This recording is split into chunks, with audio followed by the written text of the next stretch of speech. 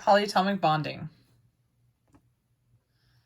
So we're still working on ionic bonds, and we are still working with this idea of a metal and a nonmetal. But again, we need to change our verbiage to cation and an anion.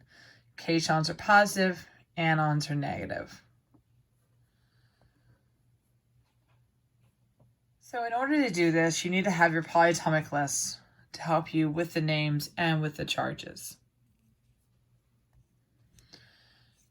Just like we did before, we're going to name the cation and then we're going to name the anion. Unlike before, we're not adding IDE to it. Instead, our polyatomics already have endings in place for us. So again, we'll name the we'll name the cation and then we name the anion. Hint to help you on this, I'd recommend putting parentheses around the polyatomics before you cross. Okay, here's our first example.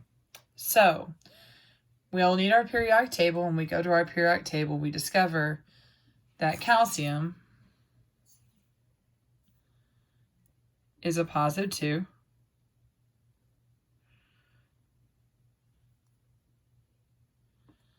And phosphate on our chart is a negative 3.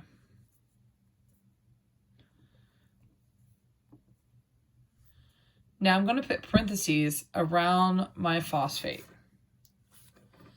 I'm doing the same thing. I'm dropping the 2 on the outside of the parentheses, and the 3 goes to the calcium. So very much what we've done before. We're just adding a polyatomic to it and putting parentheses around it so we make sure we get the charge right.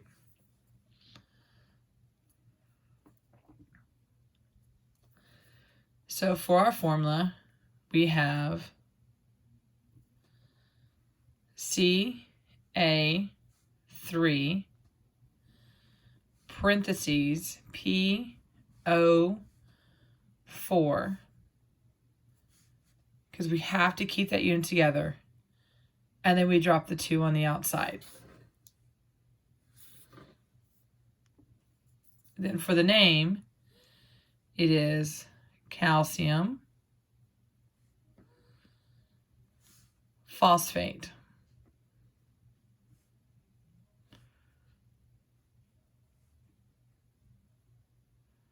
So I named the cation and then I named the anion. Let's try another one. This time I gave you a transition metal. It's Fe positive 2. When I look on my list, sulfite is a negative 2 charge. So I'm going to drop the 2 over here. I'm sending the 2 here. My name is iron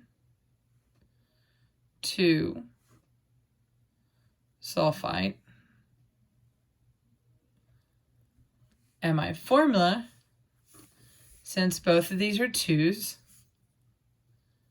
it will simply be FeSO3. I don't need the parentheses this time because I'm not dropping a number on the outside of it.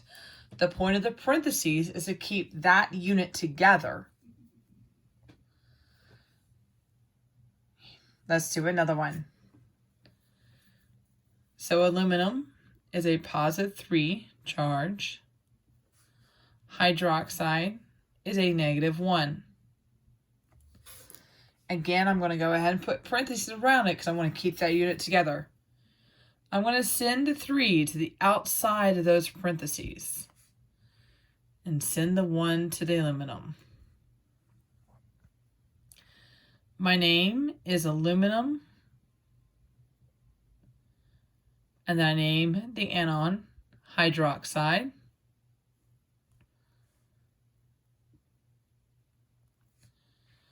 And now for the formula, it will be AlOH3.